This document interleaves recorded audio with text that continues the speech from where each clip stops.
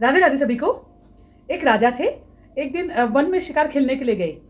शिकार खेलने जब वो वन में गए तो उन्होंने देखा कि एक संत हैं कि जो कंदमूल फल खा करके ही अपना गुजारा कर रहे हैं। उन्होंने वो राजा संत के पास गए और कहा, महाराज एक दिन आप हमारे महल पर आइए और भोजन ग्रहण कीजिए। राजा के लिए संत ने मना कर दिया कि मैं केवल कंदमूल फल ही खाता हूँ, लेकिन राजा ने बहुत आग्रह किया और संत उनकी बात मान करके उनके महल में चले गए और भोजन करके वापस अपने वन में अपनी कुटिया में आ गए।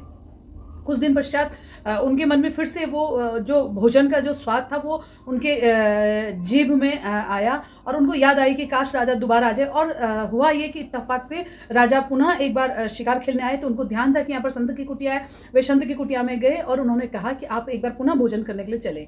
वो भोजन करने के लिए दोबारा संत आए और उन्होंने भोजन किया। राजा की जो पत्नी थी वो भोजन परोस रही थी और सामने ही उनके श्रृंगार कक्ष था। भोजन करने के पश्चात संत चले गए। कुछ देर पश्चात महारानी ने कहा कि महाराज मेरा हार था वो दिख नहीं रहा है, यहाँ पर है नहीं और कहीं ना कहीं वो जो संत आए थे उन्होंने ही चोरी कर लिया है। राजा ने कहा कि ऐसा हो ही नहीं सकता। कुछ दिनों पश्चात जब संत ने कंदमूल फल खाने के लिए अपनी झोली उठाई और देखा कि झोली भारी हो रही थी, झोली में देखा तो उसमें रानी का हार था।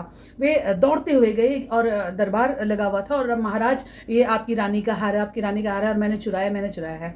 राजा ने कहा नहीं प्रभु, ये तो हार मैंने ही आपकी झोली में डाल दिया था और उस सभा समाप्त हो गई, बात वहीं समाप्त कर दी।